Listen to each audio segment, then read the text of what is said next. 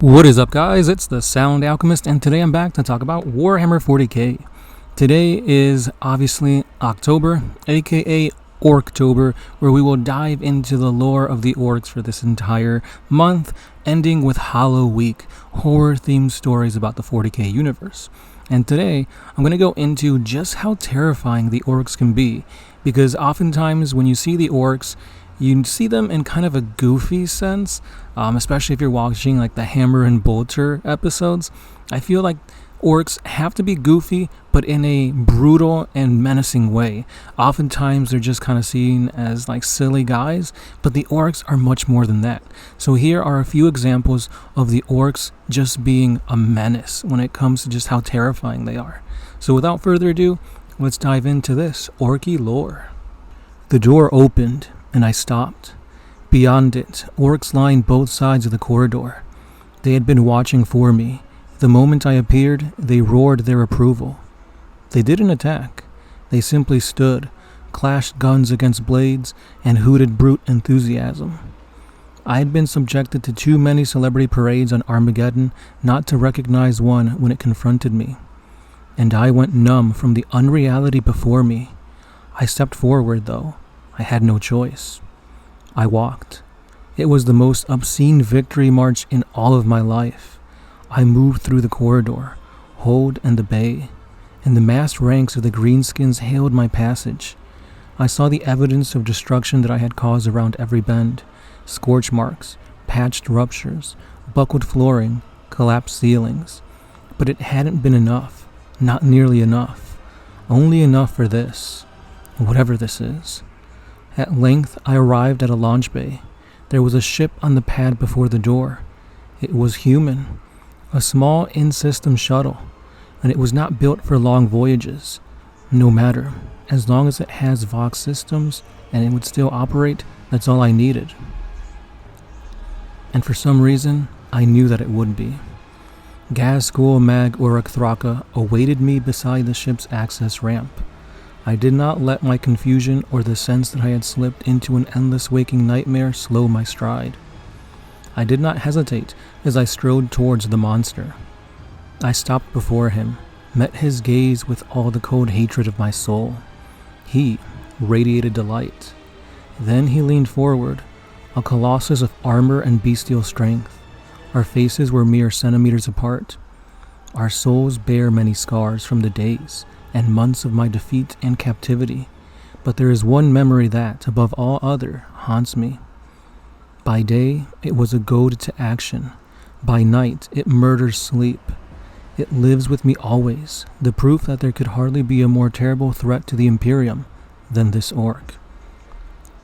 Thraka spoke to me, not in Orcish, not even in Low Gothic, in High Gothic.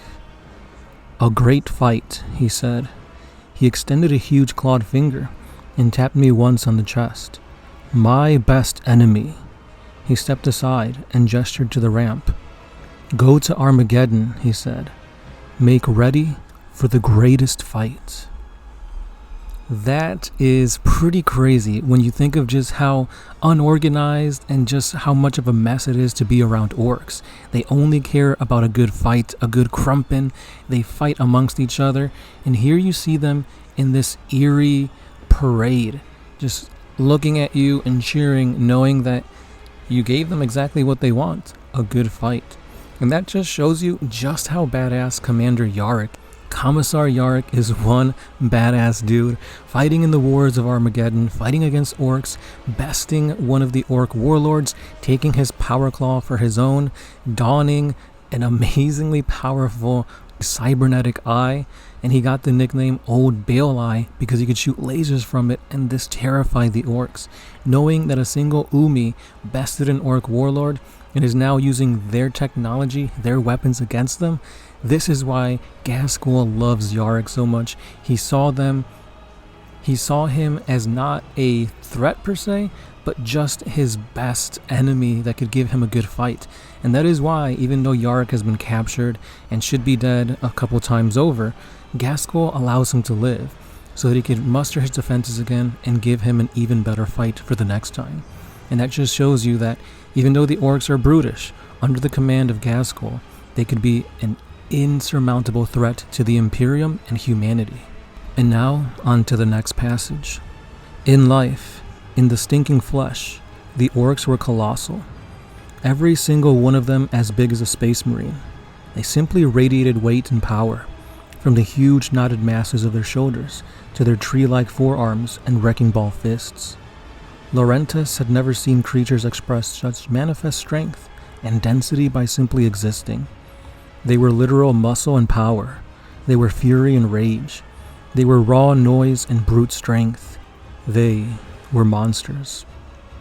There was something primevally shocking about an orc head dusted in white or pale blue powder, its eyes glistening, its mouth spitting open to expose splintered yellow tusks and rotting molars, its maw shockingly pink and covered in spittle.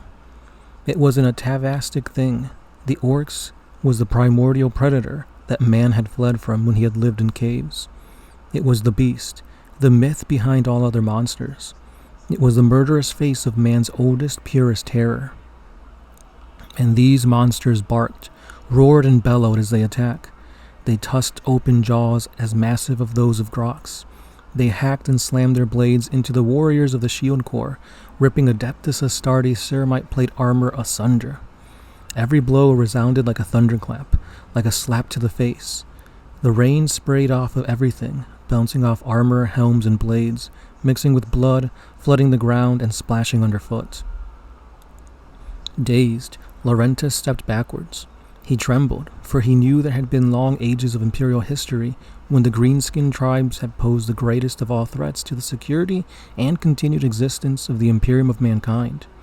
He'd always presumed that this was simply a result of their sheer numbers, their ubiquity. He'd never considered the orcs to have any potency as a species. For how can they? They were little more than animals, mindless and unskilled, mobbing in the fringes of the stars, an endless supply of cannon fodder for the Imperial guns in the frontier wars. They were not a genuine threat, not like the malevolent forces of the arch-enemy, or the threat of the heretical civil war, or even the genius machinations of the Eldari. Those were dangers to be taken seriously. The orcs were just a joke, an annoyance, a bothersome chore. They were an infestation that had to be managed, cut back, and kept down. They were not a critical hazard. They were not. But he understood now. He understood.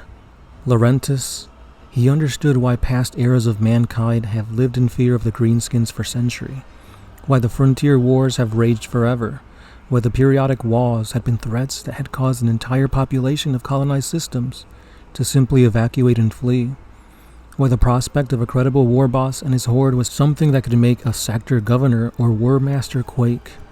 He understood why. More than any other accomplishment of the Great Crusade, the God Emperor had been so determined to stop the greenskin threat dead at Olenor. He understood why the orcs were an eternal menace that could not be ignored. He just didn't understand how they could be 6 warp weeks from the Terran core. And this is why they are so feared and so scary, because you can easily just see orcs as a nuisance, just pests out there. Yes, it's the 40k universe, so they're going to be a pest times 100, but still they should be easily quelled, kill the main leader, and then the orcs will fight amongst themselves. However, when you kill an orc, they produce spores, and those spores produce more orcs, so it is very, very difficult, once you have orcs, to get rid of them completely. And the orcs will just fight and fight and fight until the wall energy coalesces and calls in more orcs from other systems, and eventually you have what you have on Armageddon, an endless war that never stops. And it is so scary to see that the prophet of the wall, the leader that is channeling the thoughts and emotions of Gork and Mork, the orc gods, is getting closer and closer to Terra. So much so that they're only 6 weeks far from reaching Terra. And that shows you just how much of a threat these orcs are. Not chaos, not tyrannids, the orcs. And that is very scary in and of itself. So that's all I got for today. If you guys have any other scary things about the orcs that you want us to cover, please let us know, because again, this whole month is going to be dedicated to the orcs.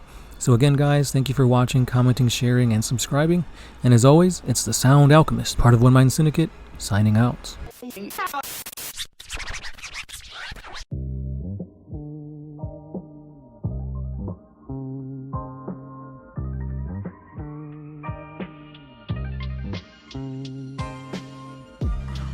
with you to put my